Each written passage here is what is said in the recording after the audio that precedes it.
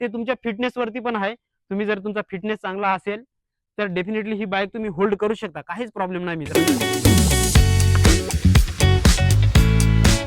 Hello guys, मी sir तुमचा आदिवासी blogger rider basket पोषा भाई. तर पोषानं व्हिडिओ बनवण्याचं कारण हेच आहे की इंस्टाग्रामला मला एका फॉलोअरने मेसेज केला होता की दादा मला पण R15 घ्यायचे आहे, तर बॅक पेन वगैरे ह्या बाईक वरती होतो का, म्हणजे कमरेला त्रास वगैरे होतो का. तर मित्रांनो त्याच्या संदर्भात बोलणार आहोत. तुम्हाला पण जर R15 घ्यायचे असेल, तुमचा घेण्याचा जर प्लॅन असेल, तुमच्या आवडतीची ही जर बाईक असेल, तर जाणून घेऊया खरंच बॅक पेन होते का मित्रांनो. सो लेट्स गो, व्हिडिओ को एन्जॉय करो. पहिल्यांदा आला सर तर एक लाईक करा, शेअर करा, सबस्क्राईब करा मित्रांनो.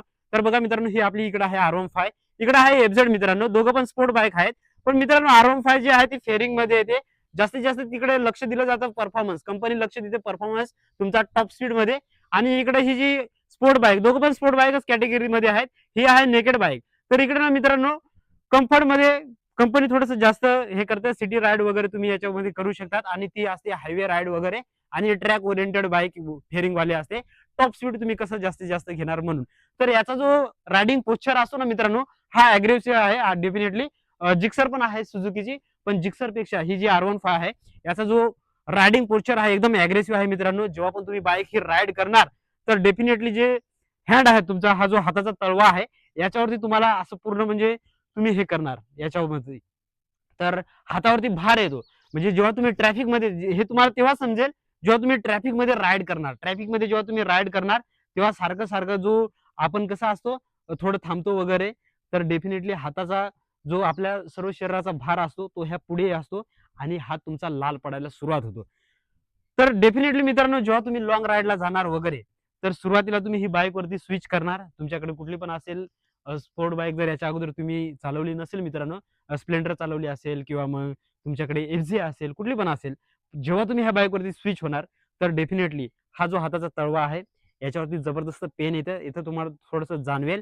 आणि मी जेव्हा बाईक घेतली होती मित्रांनो, तर मी जवळजवळ 60 किलोमीटर फक्त गेलो होतो मित्रांनो.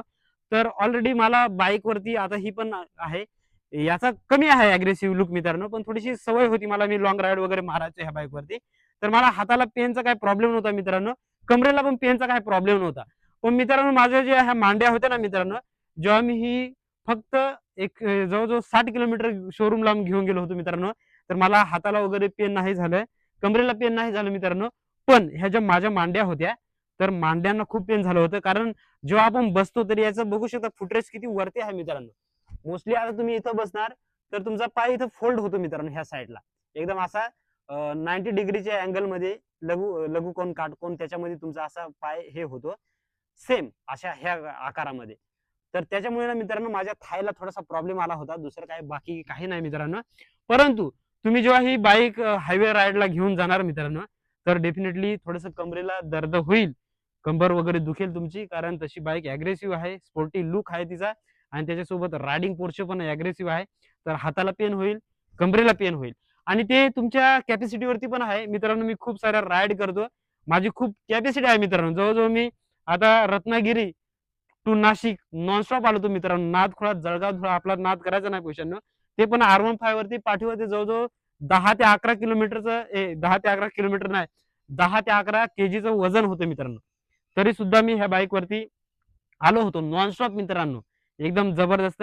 म्हणजे तुम्ही जर एक्सरसाइज वगैरे करत असाल, तुमचा जर फिटनेस असेल, तर ही तुम्ही बाईक 1000 किलोमीटर पण पळू शकता एका दिवसामध्ये, ते पण पाठीवरती 10 किलोचं वजन घेऊन. आता मी स्वतः 10 किलोचं 10-11 किलोचं वजन माझ्या बॅगचं होतं, तेवढं वजन घेऊन ही बाईक मी चालवले. रायडिंग जॅकेट होतं माझ्या अंगामध्ये, ते 3-4 किलोचं आहे. त्याच्यानंतर शूज आहेत आपले, शूज पण हेवी. अशा सकट मी ही बाईक चालवली पाठीवरती बॅग वगैरे घेऊन. तर डेफिनेटली ह्या बाईककडे जाऊ शकता. सुरुवातीला तुम्हाला डेफिनेटली पेन होईल 1-2 दिवस. तुम्ही जसं जसं रायडिंग म्हणजे युज टू होऊन जाणार, तुम्हाला ही बाईक आवडेल मित्रांनो. परंतु एक गोष्ट अजून मी सांगतो, जो पिलियन आहे ना मित्रांनो, पिलियनसाठी ही बाईक नाही मित्रांनो. जर तुम्ही सोलो ट्रॅव्हल करत असाल, शनिवार रविवारी एखाद राईड मारत असाल किंवा आठवड्यातून वगैरे, तर ही बाईक एकदम बेस्ट आहे.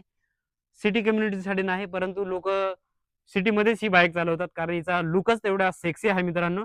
शायनिंग बसते ना पोशानं, तुम्हाला काय वाटतं मला कमेंट करून सांगा.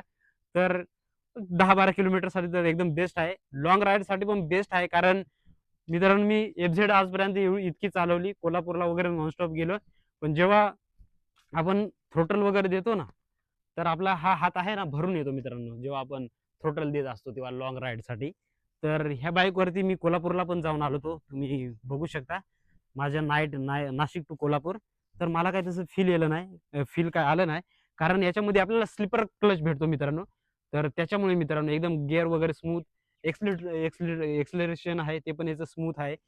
अप शिफ्ट तुम्ही एकदम अप शिफ्ट एकदम आरामात करू शकता हायवेला. त्याच्यामुळे एकदम ओपी बाईक आहे ती. सुपर डुपर मित्रांनो. तर तुम्हाला इथपर्यंत ब्लॉग बघितला असेल तुम्ही. तुम्हाला जर हा ब्लॉग थोडासा इन्फॉर्मेटिव्ह वाटला असेल तर एक लाईक करा, शेअर करा, सबस्क्राईब करा. भेटूया अशाच अमेझिंग व्हिडिओमध्ये. तोपर्यंत धन्यवाद. Tata bye. See you soon.